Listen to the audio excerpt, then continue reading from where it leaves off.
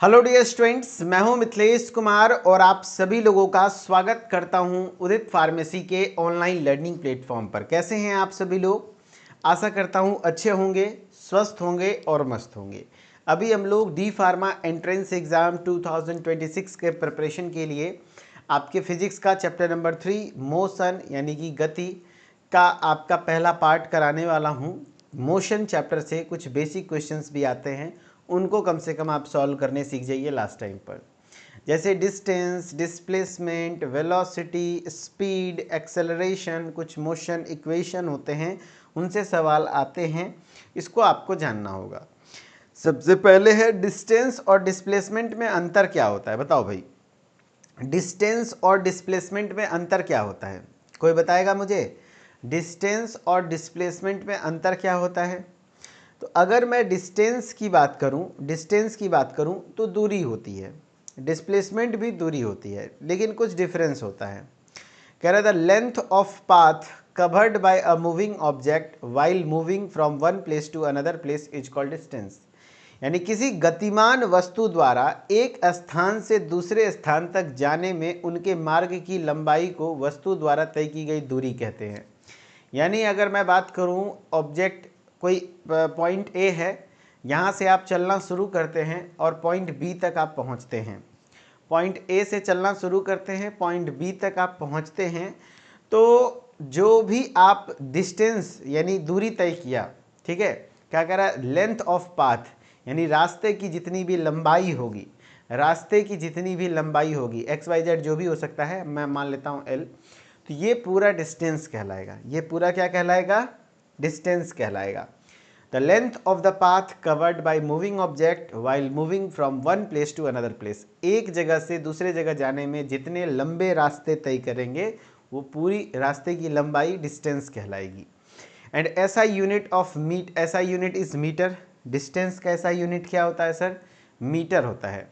और इसका dimension formula L होता है। क्या होता है? एल होता है। ठीक है। Distance is represented by S. Distance को याद रखना, एस से रिप्रेजेंट करते हैं आगे के फॉर्मूले में, जहाँ पे भी हम लोग एस यूज करेंगे वहाँ मतलब डिस्टेंस है। ध्यान रखना, दूरी का एसआई मात्रक मीटर तथा विमीय सूत्र एल होता है। क्या होता है? दूरी का एसआई मात्रक एल, एसआई मात्रक मीटर होता है, और मीटर का विमीय सूत्र डायमेंशनल फॉर्मूला क्या होता है? एल होता है। दूरी को एस से दर्शाते हैं, दूरी को एस से दर्शाते हैं। Distance is represented by S. Distance को हम किससे रिप्रेजेंट करते हैं? एस से रिप्रेजेंट करते हैं। ठीक है। अब बात आती है डिस्प्लेसमेंट। सो डिस्प्लेसमेंट भी एक प्रकार का लेंथ ही है पाथ का, लेकिन ये शॉर्टेस्ट लेंथ होता है। देखना समझना बात को, डिस्प्लेसमेंट कैसे निकाला जाता है। The difference between final and initial position of moving object is called displacement. कहने का मतलब है कि अगर पॉइंट ए से आदमी चलना शुरू किया और पॉइंट बी तक पहुंचा, तो ए से बी तक की दूर लंबाई जितनी भी रास्ते की लंबाई, वो डिस्टेंस हो जाएगा। एंड डिस्प्लेसमेंट निकालने का तरीका है कि हम distance between final and initial position, यानी अगर हमको डिस्प्लेसमेंट निकालना होगा तो हम फाइनल पोजीशन और इनिशियल पोजीशन, मान लो इनिशियल यहाँ 0 से शुरू होता है और यहाँ 5 किलोमीटर तक डिस्टेंस था, तो हम क्या करेंगे? Final minus initial. फाइनली वो पहुँचा कहाँ? 5 किलोमीटर तक, और फिर इनिशियल कितना था? 0। तो 5 किलोमीटर आपका हो गया क्या? डिस्प्लेसमेंट। अच्छा, डिस्टेंस क्या हुआ? तो डिस्टेंस भी 5 किलोमीटर हो जाएगा। इस केस में चाहे वो डिस्टेंस हो या डिस्प्लेसमेंट हो, सेम है। लेकिन अगर मैं आपको दूसरा केस दे दूं, तब तो आपको लगेगा अरे सर डिस्टेंस डिस्प्लेसमेंट सेम है। नहीं। अगर मान लो कोई पर्सन पॉइंट ए, ठीक है, ये यहाँ से ऐसे जाता है पॉइंट ए, पॉइंट बी के पास जाता है, फिर यहाँ से पॉइंट सी के पास जाता है, फिर यहाँ पॉइंट डी के पास आ जाता है। ठीक है। तो बताओ, एक पर्सन यहाँ से चलना शुरू किया, कहाँ से? यहाँ से चलना शुरू किया। एक पर्सन है, यहाँ से चलना शुरू किया और यहाँ पहुँच गया, तो आप हमें बताइए, इधर गया, इधर गया, इधर गया, और इसका डिस्टेंस है, समझना बात को, ये मान लो 5 मीटर का है, ये की कहते हैं 2 मीटर है, ये 5 मीटर है, मीटर में ही है, किलोमीटर नहीं। तो बताओ वो बंदा कितना डिस्टेंस चला, कितना दूरी चला? उसका डिस्टेंस कितना होगा। तो डिस्टेंस निकालने का तरीका है भैया कि जहाँ से चलना शुरू किया और जहाँ तक गया उसके बीच जितने भी रास्ते हैं उन सभी रास्तों की लंबाई को निकाल लेंगे तो वो क्या निकल जाएगा, डिस्प्लेसमेंट निकल जाएगा, विस्थापन निकल जाएगा। हाँ सर जी, वो डिस्प्लेसमेंट निकल जाएगा। ठीक है। अब हम क्या करेंगे भैया, डिस्प्लेसमेंट निकालना है ना, विस्थापन निकालना है, करेक्ट। तो हमने करना क्या है, डिस्टेंस निकालना अगर है तो सबको जोड़ देंगे। तो 12 मीटर, सब लोग जवाब दे रहे हो, 12 मीटर, 12 मीटर, ठीक है, 12 मीटर। और ये आपका क्या कहते हैं, 5 5 10 2 12 मीटर, बहुत बढ़िया। अच्छा, डिस्प्लेसमेंट कितना होगा, तो डिस्प्लेसमेंट का मैंने बताया था final position minus initial position, displacement का फॉर्मूला होता है final position minus initial position. तो फाइनल पोजीशन बंदा डी पर था, ठीक है, और फिर क्या कहते हैं आपका क्या कहते हैं आ गया ए पर, ठीक है। बताओ final position minus initial position, तो फाइनल पोजीशन कितना है, ये फाइनल पोजीशन, ये पूरा फाइनल पोजीशन डी माइनस ए।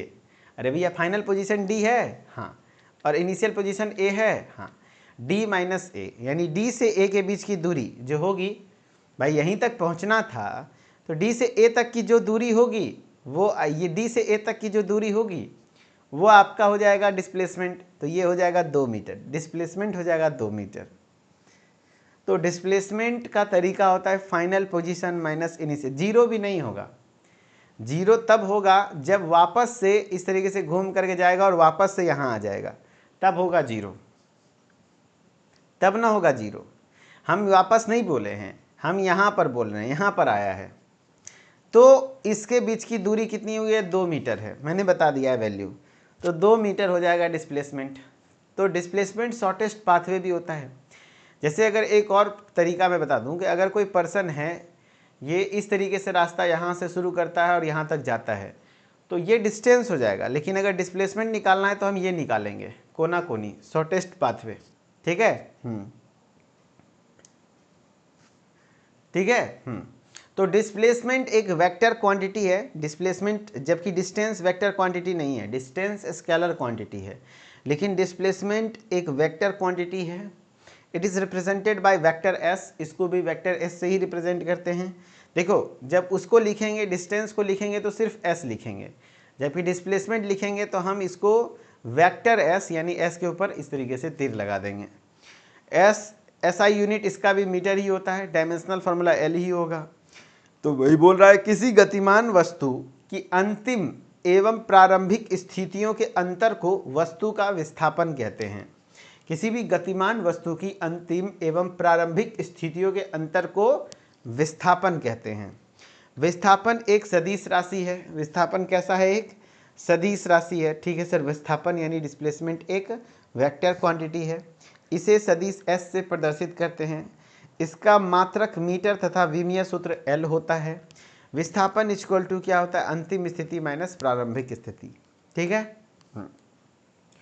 अब आते हैं difference between distance and displacement, यानी कि कुछ बेसिक अंतर जानते हैं डिस्टेंस और डिस्प्लेसमेंट में, यानी कि दूरी एवं विस्थापन में कुछ बेसिक अंतर जानते हैं। क्या होता है, distance depend upon actual path covered, है ना, whereas displacement does not. यानी डिस्टेंस डिपेंड करता है कि कितना एक्चुअल पाथ कवर कर रहा है, उसको डिस्टेंस कहेंगे, है ना। हाँ, डिस्टेंस मतलब है, डिस्टेंस डिपेंड करता है कि एक्चुअल पाथ कितना कवर किया, जबकि डिस्प्लेसमेंट नहीं। अब जैसे कोई बंदा है, खूब मैंने बताया इधर गया इधर गया इधर गया इधर गया, वापस से यहीं आ गया, पॉइंट ए से पॉइंट ए पर वापस आ गया, तो उसका डिस्प्लेसमेंट तो जीरो हो जाएगा ना। समझ रहे बात को, अगर उसी पॉइंट पे आ गया तो डिस्प्लेसमेंट तो जीरो हो जाएगा, भले कितना भी रास्ता लंबा दूरी तय किया हो, क्या दिक्कत है। फाइनल पोजीशन भी वही है, इनिशियल पोजीशन भी जीरो हो जाएगा, लेकिन डिस्टेंस तो सारा एक एक पाथ का लेंथ जोड़ा जाएगा। तो वही बोल रहा है, डिस्टेंस एक्चुअल पाथ के ऊपर डिपेंड करता है कि हाँ भैया कितना रास्ता तय किया, डिस्प्लेसमेंट नहीं करता है। यानी दूरी वस्तु द्वारा तय किए गए मार्ग पर निर्भर करती है, जबकि विस्थापन नहीं करता है। Distance is always positive, distance कभी भी निगेटिव नहीं हो सकता है, डिस्टेंस ऑलवेज पॉजिटिव होता है। Whereas displacement may be positive, negative, zero, कुछ भी हो सकता है ना, may be positive, negative, zero, कुछ भी हो सकता है। डिस्टेंस ऑलवेज पॉजिटिव होगा, ये पॉइंट याद रखना, है ना, ये पॉइंट याद रखना, यहाँ से सवाल बने हुए हैं। Distance is always positive, distance always positive होता है, जबकि displacement may be positive, positive भी हो सकता है, निगेटिव भी हो सकता है, जीरो भी हो सकता है। तो distance is always positive, distance always positive होता है, जबकि डिस्प्लेसमेंट पॉजिटिव, निगेटिव, जीरो, कुछ भी हो सकता है। कहने का मतलब है कि दूरी सदैव धनात्मक होती है, जबकि विस्थापन धनात्मक, ऋणात्मक तथा शून्य अथवा शून्य दोनों हो सकता है। Distance is scalar quantity, distance एक स्केलर क्वांटिटी होती है, वेयर एज डिस्प्लेसमेंट एक वेक्टर क्वांटिटी होती है। यानी डिस्टेंस एक स्केलर अदिश राशि है, दूरी अदिश राशि है, जबकि विस्थापन सदिश राशि है। चलो अब आते हैं स्पीड के ऊपर, जिसको चाल कहते हैं। स्पीड इक्वल टू होता है डिस्टेंस बाय टाइम, है ना। The distance travelled by an object per unit time equal to speed. Speed equal to हम लोग क्या कहते हैं, डिस्टेंस बाय टाइम। डिस्टेंस को एस से रिप्रेजेंट करते हैं, है ना। Speed it is represented by V, speed को किससे रिप्रेजेंट करते हैं, भी से रिप्रेजेंट करते हैं। स्पीड एक वेक्टर क्वांटिटी है, जबकि वेलोसिटी बोलेगा तो ये वेक्टर क्वांटिटी है, ये वेक्टर क्वांटिटी है। यानी वेलोसिटी वेक्टर क्वांटिटी होता है, स्पीड स्केलर क्वांटिटी होता है। याद रखने का तरीका है S for speed, S for scalar, है ना। v for velocity, v for vector. यानी कि वेलोसिटी वेक्टर क्वांटिटी है, जबकि स्पीड स्केलर क्वांटिटी है, ठीक है। हाँ, तो वेलोसिटी आपका वेक्टर क्वांटिटी हो गया, स्पीड आपका स्केलर क्वांटिटी हो गया। The distance travelled by an object per unit time is called speed, it is represented bye v and is scalar quantity. यानी किसी वस्तु द्वारा एकांक समय में चली गई दूरी को चाल कहते हैं, इसे भी से प्रदर्शित करते हैं तथा यह अदिश राशि है। यानी V equal to S by T. ऐसा यूनिट मीटर पर सेकेंड होगा, जाहिर सी बात है एस बराबर ये मीटर हो जाएगा, नीचे सेकेंड हो जाएगा तो metre per second. Dimensional formula L T minus one metre per second, है ना। चाल का मात्रक मीटर पर सेकेंड तथा विमीय सूत्र एल टी इनवर्स होता है। बहुत बढ़िया। अच्छा, एवरेज स्पीड कैसे निकालते हैं, और एवरेज स्पीड कैसे निकालते हैं सर, एवरेज स्पीड कैसे निकालते हैं, तो total distance by total time average हो जाता है। यानी total distance travelled by divided by total time taken is called average speed. Average speed निकालने का तरीका है कि total distance travelled, total distance कितना ट्रेवल कर रहा है, बट टोटल टाइम टेकन, कितना टोटल टाइम लग रहा है, उसको हम लोग एवरेज स्पीड कहते हैं।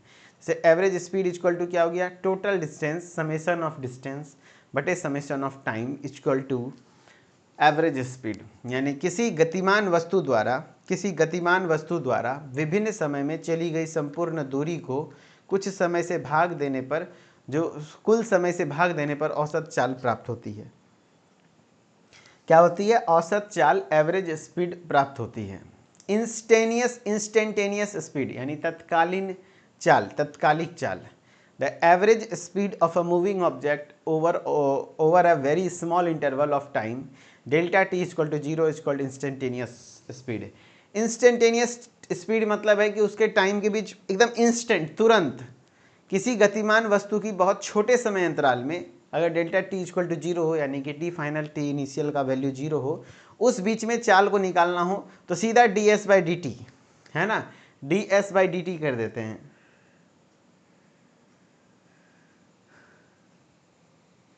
है ना।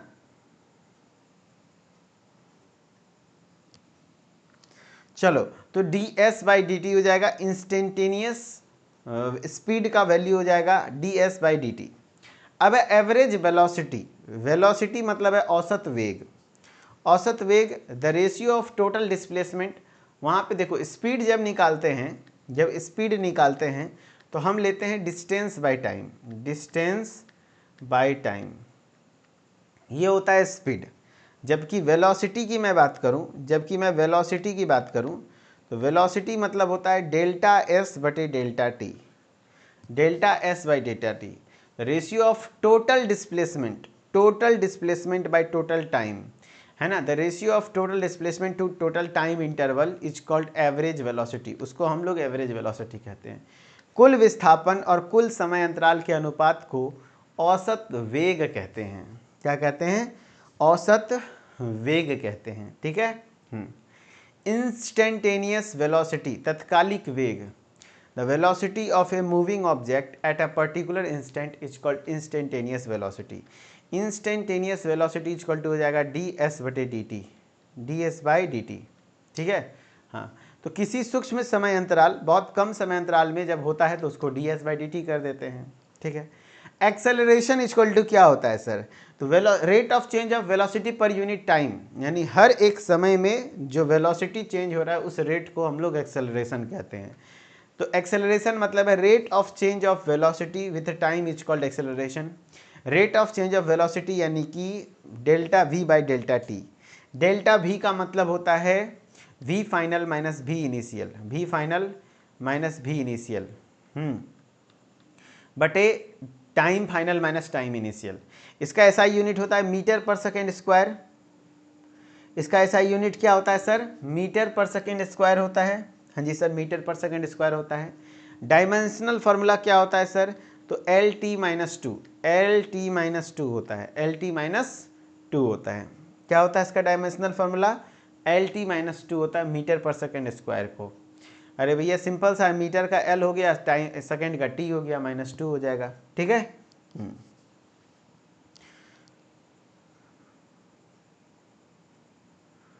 चलो बहुत बढ़िया। अब यूनिफॉर्म एक्सेलरेशन क्या होता है? एक समान त्वरण। एक समान त्वरण तब होगा जब if the change in velocity is equal interval of time is equals the acceleration is called uniform acceleration, है ना। If the change in velocity in equal interval of time is equal the acceleration is called uniform acceleration.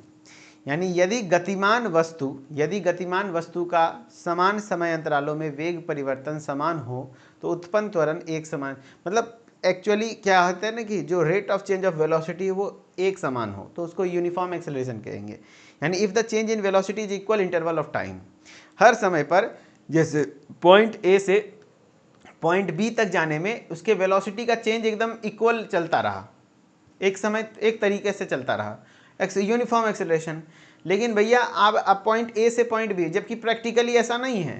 Practically ऐसा होता है कि भैया आप point A से point B तक पहुंचेंगे तो शायद बीच में ट्रैफिक लगी होगी, कहीं जाम लग जाएगा, कहीं पापा की परी मिल जाएगी, तो आपको कहीं पर ब्रेक लगाना होगा, कहीं तेज भगाना होगा, कहीं ब्रेक लगाना होगा, तो इस तरीके से चलता है। तो एवरेज एक्सेलरेशन निकलता है, ठीक है, नॉन यूनिफॉर्म एक्सेलरेशन निकलता है, ठीक है।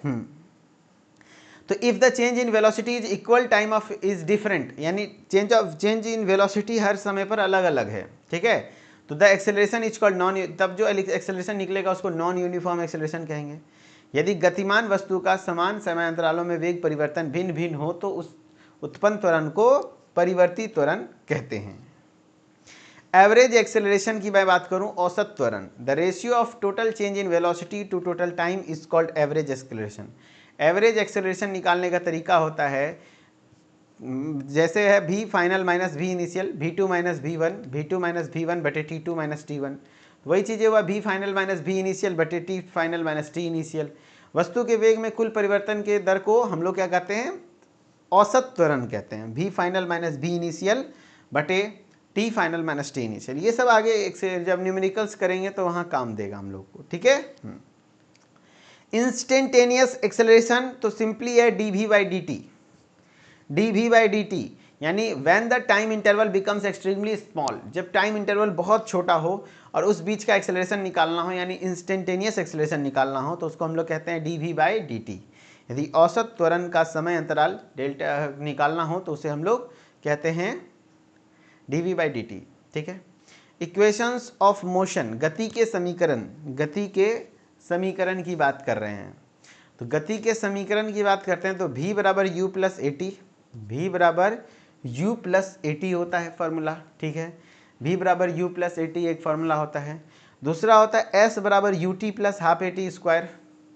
यहाँ पे v क्या है सर? वेलोसिटी है, u देखो v मतलब हुआ वेलोसिटी, u मतलब हुआ इनिशियल वेलोसिटी, शुरुआती वेलोसिटी कितना है, v मतलब है फाइनल वेलोसिटी, a मतलब एक्सेलरेशन, t मतलब टाइम। अगर किसी में v दिया हुआ है 5 metre per second, 5 metre per second, ठीक है, और u हमको दिया हुआ है कि भैया शुरुआती किया है 2 मीटर पर सेकेंड से, और कितने देर तक चला है, 5 सेकेंड तक 10 सेकेंड तक चला है, 10 सेकेंड तक चला है, तो बताओ उसका एक्सेलरेशन क्या होगा। तो एक्सेलरेशन का फॉर्मूला कैसे निकलेगा बताओ। तो एक्सेलरेशन का फॉर्मूला हम निकालेंगे, v बराबर यू प्लस ए टी होता है ना, तो देखो v बराबर यू प्लस ए टी, तो हमको a निकालना है, तो v, इसको u को इधर ले आएंगे तो v माइनस यू बटे टी इक्वल टू a, यानी a बराबर होता है v minus you by T. अरे उसी फॉर्मूला से नहीं निकालें, v minus you by T. अब v minus you by T, तो v क्या है भाई, फाइनल वेलोसिटी 5 है, तो 5 माइनस 2, इनिशियल वेलोसिटी 2 है, बटे 10, तो 5 माइनस 2 3 बटे 10, 0.3 मीटर पर सेकेंड स्क्वायर इसका एक्सेलरेशन हो गया। समझ गए। टेस्ट आप लोगों का चैप्टर वाइज अपलोडेड है, जाके आप टेस्ट को प्रैक्टिस कर सकते हैं, टेस्ट दे सकते हैं। वैसे फॉर्मूला है v स्क्वायर। कल आप लोगों का महामैराथन क्लास बायोलॉजी का मैं लेने वाला हूं शाम 7 बजे, तो जरूर जुड़िएगा सब लोग। v square equal to U square plus 2as, v square equal to U square plus 2as, ठीक है। ये इक्वेशन ऑफ मोशन है। अब मोशन अंडर ग्रेविटी अगर हो, मान लो कोई गेंद को ऊपर उछालें या फिर ऊपर से नीचे छोड़ें, तो ग्रेविटी भी काम करती है, तो वहाँ एक्सेलरेशन की जगह g वैल्यू पुट कर देते हैं। अगर हम कोई भी वस्तु को नीचे से ऊपर की ओर लेके जा रहे हैं तो ग्रेविटी नीचे खींच रहा है, तो जब हम नीचे से ऊपर की ओर जाते हैं तो gravity minus g, acceleration equal to minus g हो जाता है। और जब कोई वस्तु ऊपर से नीचे गिर रहा है तो ए इक्वल टू प्लस जी होता है, प्लस जी होता है। बस यही समझना है, आपको समझ में आ जाएगा। जैसे देखो, ऑब्जेक्ट मूविंग अपवर्ड, ऑब्जेक्ट को हम नीचे से ऊपर की ओर फेंक रहे हैं, तो हमारा एक्सेलरेशन इक्वल टू क्या हो जाएगा, माइनस जी, बस। और जो डिस्टेंस कवर किया उस डिस्टेंस को हम एस से डिनोट करते हैं, एच से, यहाँ पर एच से डिनोट करते हैं क्योंकि एक हाइट होता है ना, हाँ, तो एस को एच ले लेते हैं, यानी कि जो डिस्टेंस था उसको हाइट से डिनोट करते हैं, और acceleration equal to minus g हो जाता है क्योंकि नीचे से ऊपर की ओर जा रहा है, गुरुत्वाकर्षण नीचे की ओर लग रहा है, इसीलिए। अब देखो फॉर्मूला क्या था, v बराबर यू प्लस ए टी, लेकिन अगर कोई ऑब्जेक्ट नीचे से ऊपर की ओर फेंका गया है, ऊपर की ओर फेंका गया है, तो फॉर्मूला चेंज हो जाएगा, v का v ही रह जाएगा, u एक पता है ना, चेंज हो जाएगा माइनस जी टी, तो वही वाला v बराबर यू माइनस जी टी, ठीक है। चलो, अब कोई ऑब्जेक्ट है, अब s बराबर U T plus half A T square, plus की जगह माइनस कर दो, s की जगह h कर दो, h बराबर U T minus half G T square, v square बराबर यू स्क्वायर माइनस 2gh, जबकि यहाँ पे था v स्क्वायर बराबर यू स्क्वायर प्लस 2as। अब वैसे ही देखो, अगर कोई ऑब्जेक्ट नीचे की ओर गिर रहा है, नीचे की ओर गिर रहा है, ऊपर से नीचे की ओर गिर रहा है, तो एक्सेलरेशन, गुरुत्व त्वरण नीचे ही लग रहा है, तो प्लस जी होता है। तो बस यहाँ पर s को h और a को g, सेम टू सेम। जैसे v बराबर u प्लस 2as था, v बराबर u प्लस क्या कहते हैं ए टी था, तो यहाँ पर v बराबर u प्लस जी टी हो जाएगा। s बराबर U T plus half A T square होता है, तो यहाँ h बराबर U T plus half G T square हो जाएगा। v square plus v square equal to U square plus 2a हो जाएगा, ठीक है।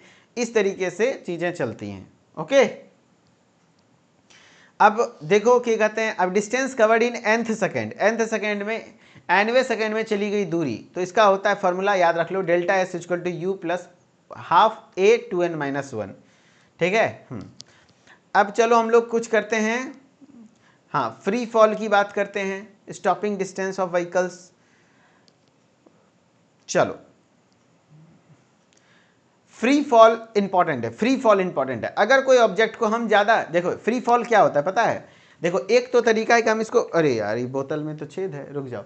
एक फ्री फॉल का मतलब समझो, एक तरीका है कि हम इसको एकदम शांति से छोड़ दें, देखो छोड़ देंगे गिर भी जाएगा, ठीक है, ये हुआ फ्री फॉल। लेकिन अगर हम इसको जोर से पटकें तो ये फ्री फॉल नहीं हुआ, है ना। एक हुआ ऊपर से नीचे पटकना, तो कुछ वेलोसिटी के साथ हमने फेंका, एक जो इनिशियल वेलोसिटी हो जाएगा, ये हो जाएगा फ्री फॉल, मतलब है इनिशियल वेलोसिटी जीरो लेके चलना है।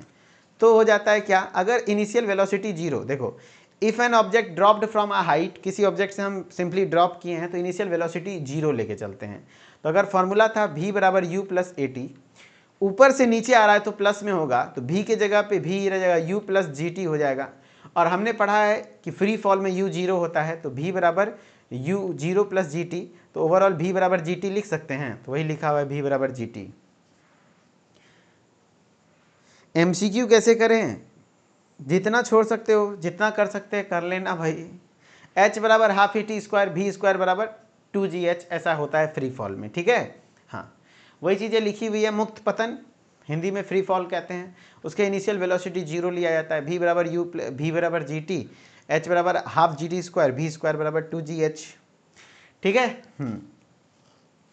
चलो भाई, तो अब कुछ क्वेश्चंस हैं, करके दिखाओ। The SI unit of distance is, distance का एसआई यूनिट कितना होता है? डिस्टेंस का एसआई यूनिट कितना होता है? एसआई यूनिट ऑफ डिस्टेंस, दूरी का एसआई मात्रक क्या है बताइए? The SI unit of distance is, distance का एसआई यूनिट किलोमीटर होता है? किलोमीटर होता है क्या डिस्टेंस का एसआई यूनिट? नहीं, मीटर होता है, मीटर होता है। कुछ हल्के हल्के क्वेश्चंस तो आप कर सकते हो ना, बहुत डिफिकल्ट क्वेश्चन आएंगे नहीं कर पाओगे, कुछ इजी क्वेश्चंस आएंगे तो कर लेना। बी, फिजिक्स में इतना सफिशिएंट रहेगा आपके लिए। डिस्प्लेसमेंट, डिस्प्लेसमेंट विस्थापन कैसी राशि है? तो देखो, distance is scalar quantity but displacement is vector quantity. Displacement एक वेक्टर क्वांटिटी है, डिस्प्लेसमेंट एक वेक्टर क्वांटिटी है। Correct. Which quantity is always positive? निम्न में से कौन सी राशि सदैव धनात्मक होती है? सदैव धनात्मक कौन सी राशि होती है सर? ऑलवेज पॉजिटिव, सदैव धनात्मक कौन सी राशि होती है sir? Which quantity is always positive, कौन सी क्वांटिटी है जो ऑलवेज क्या होती है? पॉजिटिव होती है। तो ऑलवेज पॉजिटिव डिस्टेंस होती है, डिस्टेंस, डिस्टेंस ऑलवेज पॉजिटिव। भाई हिंदी और इंग्लिश तो मिक्स है, यस मौर्य भाई, देखो हिंदी में क्वेश्चन इंग्लिश हिंदी लिखा हुआ है। अब ये चीज़ विस्थापन, वेग, दूरी, त्वरण, उतना हिंदी में थोड़ा दिक्कत। अब इसको हिंदी में ऑप्शन कैसे करेगा? क्वेश्चन तो हिंदी इंग्लिश में किया हुआ है भाई, अन्याय उतना नहीं करना है। चलिए, dimensional formula of speed, speed का यूनिट क्या होता है? Metre per second. तो L T inverse L T minus one हो जाएगा, हो गया बस, एल टी माइनस वन हो जाएगा ना, L T minus one. Dimensional formula निकालने के लिए नहीं जानते होगे तो चैप्टर 1 का लेक्चर देखना, वहाँ सीख लेना। मैंने बहुत अच्छे से बताया है स्पीड का, वेलोसिटी का, फोर्स का, वर्क का, प्रेशर का, सब कुछ का डायमेंशनल फार्मूला निकालने बताया है। SI unit of acceleration, acceleration का SI unit metre per second square, metre per second square, metre per second square. Force का होता है न्यूटन, फोर्स का होता है न्यूटन, ठीक है। Metre per second square is the SI unit of acceleration, ठीक है। Average velocity is equal to, औसत वेग बराबर होता है, average velocity is equal to, बताओ भाई, average velocity is equal to, average velocity क्या होगा? तो वेलोसिटी बोल रहा है total displacement by total time, distance नहीं होगा, वेलोसिटी नहीं है, ये नहीं, total displacement by total time. Speed बोलेगा तब डिस्टेंस, वेलोसिटी बोलेगा तो डिस्प्लेसमेंट, ठीक है। हाँ, in upward motion under gravity, under gravity में हम अपवार्ड मोशन, नीचे से किसी चीज़ को ऊपर फेंके हैं तो एक्सेलरेशन क्या होगा? बहुत बेसिक क्वेश्चंस पूछे गए थे आपके एग्जाम में कि अगर, मैंने बताया है, अगर किसी वस्तु को नीचे से ऊपर फेंकेंगे तो गुरुत्वाकर्षण बल नीचे खींचेगा, अरे खींचेगा, और वस्तु जा रहा है ऊपर तो कहीं ना कहीं जी माइनस में जाएगा, यस, तो एक्सेलरेशन इक्वल टू माइनस जी होता है। जबकि अगर कोई वस्तु ऊपर से नीचे गिर रहा है तो गुरुत्वाकर्षण भी नीचे ही लगेगा, तो इसीलिए ए इक्वल टू प्लस जी होता है। तो जब अपवार्ड मोशन की बात हो रही है, ऊपर जा रहा है ना, ऊपर की ओर गति कर रही है, तो a equal to minus g, minus g, ठीक है। और अगर डाउनवर्ड मोशन होगा तो a equal to plus g, ठीक है। चलो, तो कुछ बेसिक कंसेप्ट्स थे, मैंने बताए आपको, तो आई होप कि आप समझ गए होंगे। एंड कुछ इजी क्वेश्चंस आएंगे तो आप कर ले जाएंगे, फिर कुछ न्यूमेरिकल्स मैं आपको जरूर प्रैक्टिस करवाऊंगा, okay. Thank you so much, बहुत बहुत शुक्रिया, धन्यवाद। मिथिलेश सर ऑफिशियल से जुड़े रहिए, हर एक अपडेट को पाते रहिए, यूं ही हंसते रहिए, मुस्कुराते रहिए और बहुत अच्छे से पढ़िए। Good luck. And admit card आप सभी लोग का आ चुका है, तो एडमिट कार्ड आप लोग अपना अपना डाउनलोड कर लीजिए। Okay, thank you so much, bye bye, take care, फिर मिलते हैं नेक्स्ट क्लास में। Okay, thank you.